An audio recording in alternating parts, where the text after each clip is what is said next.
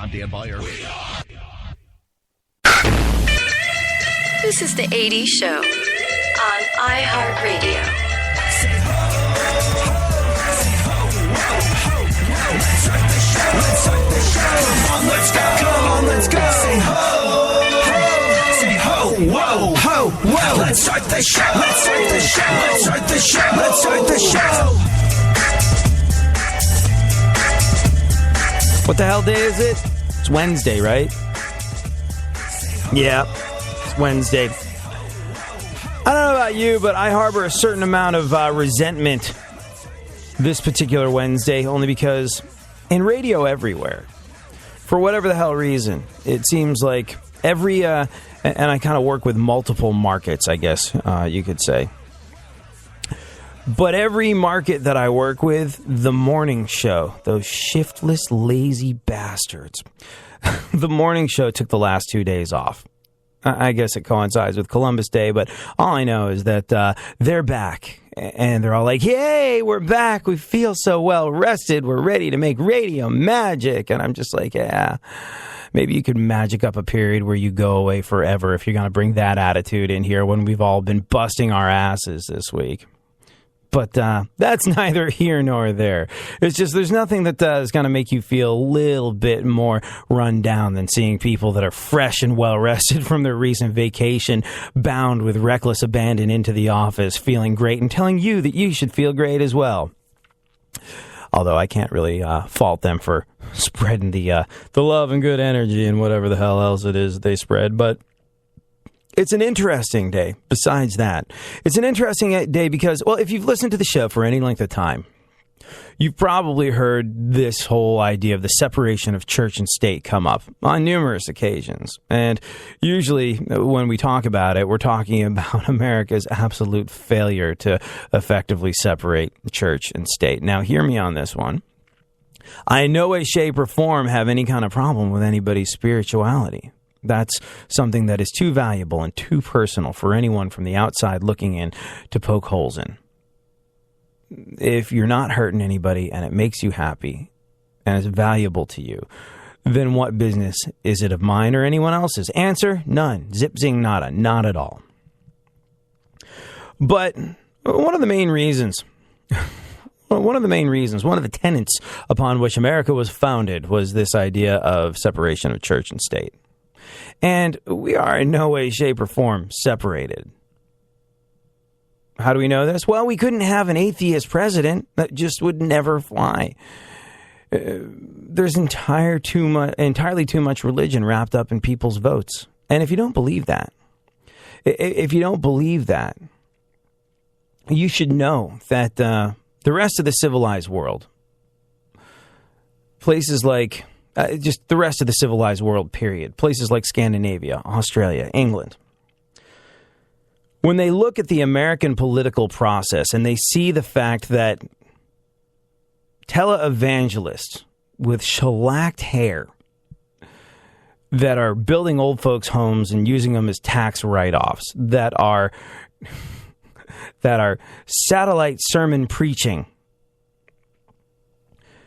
when they see the fact that the Joel Osteens of this world contribute to the political process, and hey, why shouldn't they? They've got a massive audience, and so naturally, when it comes time to get elected in this country, everybody that's running for anything is going to look to churches, the mega churches that go out via satellite, and the smaller churches to help them carry the vote. Hey, if you could endorse me, if you could talk to a group of people every single Sunday about how great it would be when I'm elected, that would be fantastic. So there is this incestuous back and forth between religion and politics in this country. And the fact that the Joel Osteens of this world, the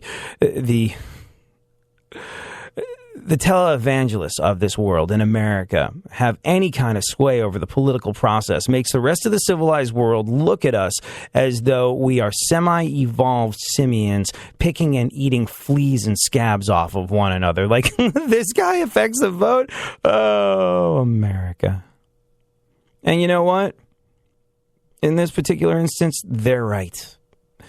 Because think about it. Should it matter what a president believes religiously? No, it shouldn't. shouldn't enter into the equation. And in theory, on paper, it does not.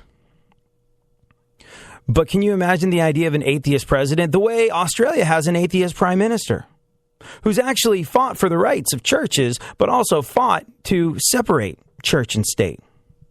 And if you're able to separate church and state, if you're able to remove your spirituality from the political process, it allows you to hold your politicians a hell of a lot more accountable. And it allows you to believe the words coming from a pulpit significantly more than if the words of a preacher or a pastor or a man or woman of God has been bought off by campaign finance in some way, shape, or form. There is money changing hands. There is power changing hands. And it's all for the vote, to sway the voters. We, as a country that set out to separate church and state, have failed abysmally in that respect. We are an unspoken theocracy. We really are. And it's something that almost no one questions because, well, who questions God? Who questions the church? Who questions the idea of spirituality, Christianity being a good thing? That's where the expression, the Christian thing to do, would be to pull over by the side of the road and help this person change their tire. Or the Christian thing to do would be to go over and bring soup to my sick neighbor, or whatever the hell the case may be. The Christian thing to do, in this instance, if you really want Christianity and America to thrive, is to separate church and state. But there's one instance of this happening that I'm so beyond against. It's crazy. What is it? We'll get to it shortly.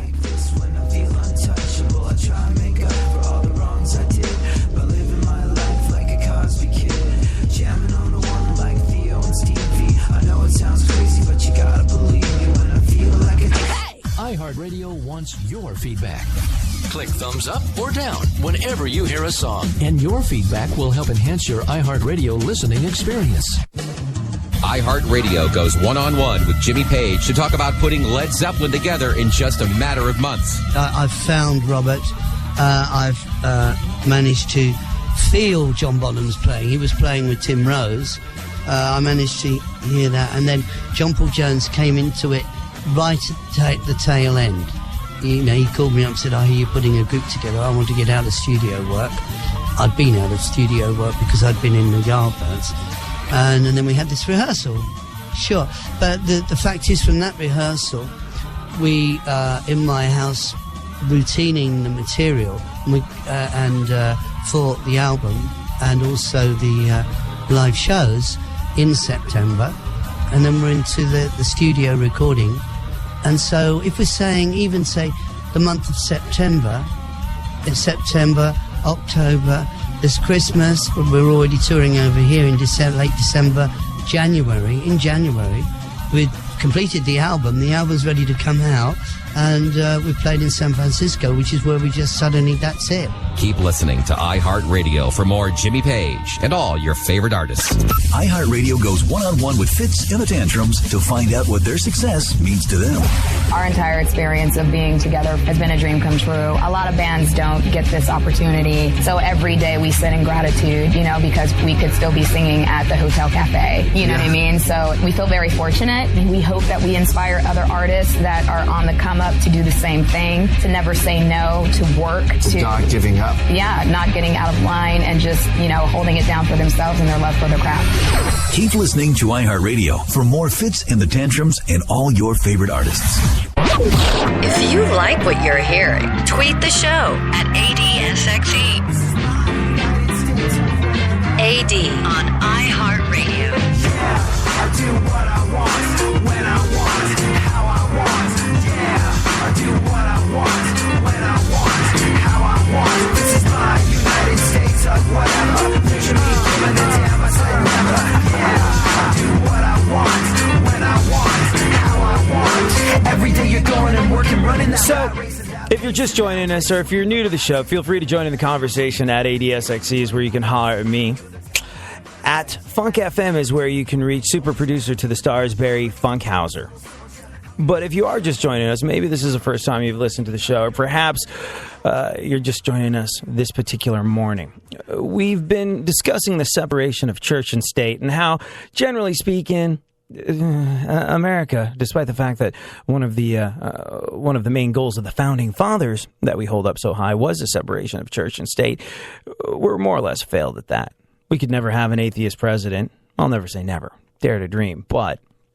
And while I don't necessarily want or need an atheist president, the fact that we could not have that in this day and age is about the clearest sign that you can point to that we are, without admitting it, a complete theocracy. And I feel, and most people should as well, that if you manage to separate church and state, if you manage to take the government the hell out of religion, and if you manage to take religion the hell out of government, well then, you're going to be able to hold your politicians significantly more accountable for their actions. They're not going to be able to hide behind the church. They're not going to be able to hide behind, well, it's a Christian thing to do. They're not going to be able to hide behind, I searched my heart and God told me to use this old folks' home as a tax write-off, because that's what he would have wanted.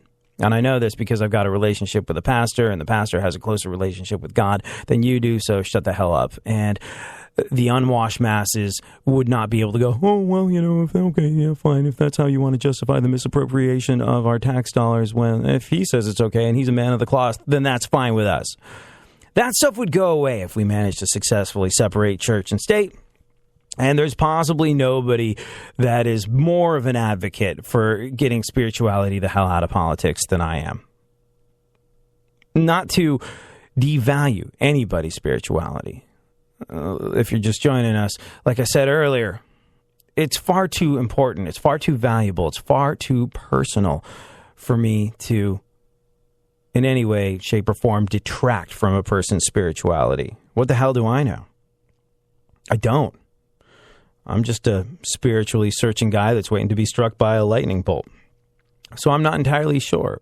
But I do know this. I see the value in religion. I see the fact that religion, churches, they can be breeding grounds of all the very best parts of humanity. They really can. They should just do it. They should just do it in a way that has nothing to do with politics. Because, well, oh, there we go. They should do it in a way that's free of politics. While churches, religion, spirituality can be a breeding ground for all the very best in humanity, I think we could all agree. Politics, breeding ground for everything that sucks about being a human. And so we should have a place to run to when we go, oh my God, F this guy, I'm going to go to church and get a clear take on the whole situation. You can't do that if your pastor is preaching at you about politics.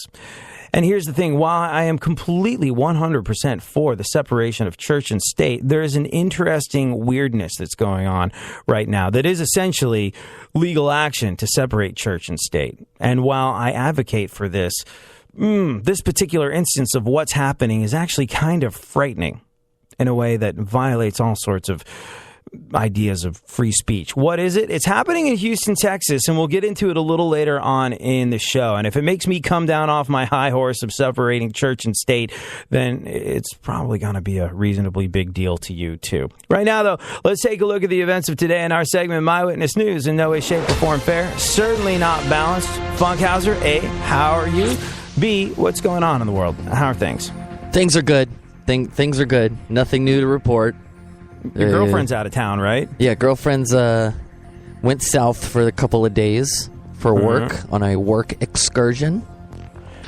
So you haven't been cohabiting for all that long, but have you found that in the past when you have lived with your significant other, when they go out of town to, I don't know, visit family or go on a business trip or just for whatever reason leave the house for a few days at a time, do you find yourself going, yeah, sweet freedom. What am I going to do with my newfound bachelorhood? I don't know.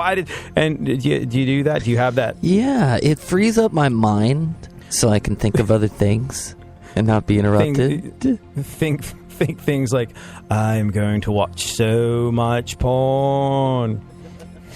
Is that what you find yourself thinking? Yeah. when your girlfriend gets back from out of town? Is she going to be like, it's really great to be with you again physically, but you appear to be a little raw and sore in your nether regions. Any special reason for that? It's a new ointment, honey. Yeah. Oh, my God.